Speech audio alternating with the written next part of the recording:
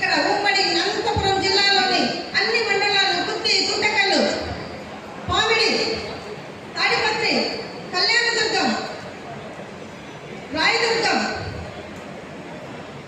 సత్యసాయి జిల్లాకు సంబంధించిన అత్యధిక మోతాదులో వచ్చిన నా పెనుకొండ సోదరులకు ఇక్కడి నుండి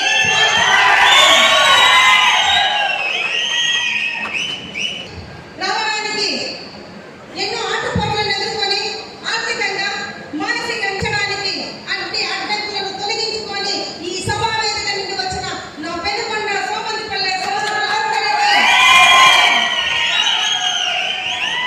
గర్వంగా చెప్తున్నాను.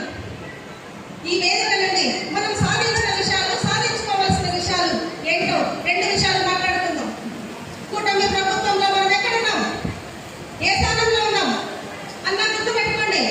ఈ రోజు రజకులు ఒకప్పుడు భూస్వాములు.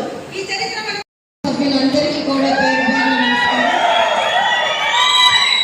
ఈరోజు మీ అందరినీ ఇలా కలుసుకోవడం చాలా చాలా సంతోషంగా ఉంది.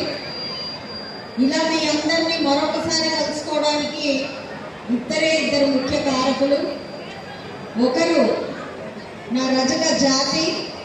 ఈ జాతిలో పుట్టడం వల్లనే ఇంతమంది కుటుంబ సభ్యుల్ని కలుసుకునే ఒక అవకాశం కలిగింది. చదివించి మంచిగా ముందుకు తీసుకెళ్లే ఒక విధి విధానాన్ని మాలో నింపి సమాజానికి ఉపయోగపడే విధంగా మా తండ్రి గారికి ఈ సభాపూర్వకంగా ఒకసారి నమస్కరించాలి. ఎందుకంటే ఎందరో ఉన్నారు, ఎన్నో కులాలు ఉన్నాయి. అయితే నిజంగానే రజక జాతికి ఒక ప్రత్యేకత, ఒక ప్రాముఖ్యత ఉంది. చరిత్ర నుంచి నేటి జాతికి ఒక పవిత్రత ఉంది, ఒక ధైర్యం, సాహసం ఉంది. ఈ రెండు ఆ జాతికి చెరగని ముద్రగా భావించవచ్చు. ఆ రోజు ఐలమ్మ స్ఫూర్తి మనందరం తీసుకుంటే అది చెరగని ధైర్యానికి నిజంగానే వదిలించి ఆనుముత్యాలుగా ఇచ్చే ఈ జాతి ఉన్నతంగానే ఉంటాయనడంలో ఎలాంటి అనుమానం లేదు. కాబట్టి అలాంటి జాతి నాకు ఒక గుర్తింపు ఇచ్చింది. ఆ గుర్తింపుని ఇంకా ముందుకు తీసుకువెళ్తూ తెలుగుదేశం పార్టీ నారా చంద్రబాబు నాయుడు గారు, లోకేష్ అన్న ఇక్కడ నుంచునేలాగా అవకాశం ఇచ్చారు. సో వారికి కూడా ఈ సభాపూర్వకంగా నిజంగా చాలా చాలా ధన్యవాదాలు, కృతజ్ఞతలు చెప్పుకోవాలి. ఇక మన ఆకాంక్ష సభ, ఇది 6వ ఆకాంక్ష సభగా ఈరోజు ముందుకు వెళ్తున్నాం.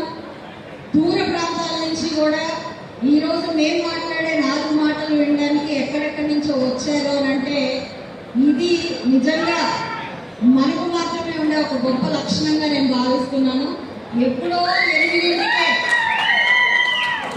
8ంటికే ఇక్కడ అందరూ చేరినప్పటికీ ఇప్పుడు 1 గంట అవుతున్నా కూడా ఒక్కరు కూడా ఇంకా వచ్చిన అతిథులు మాట్లాడకపోయినా అంతే కుర్చీలకు అంట పెట్టుకుని కూర్చొని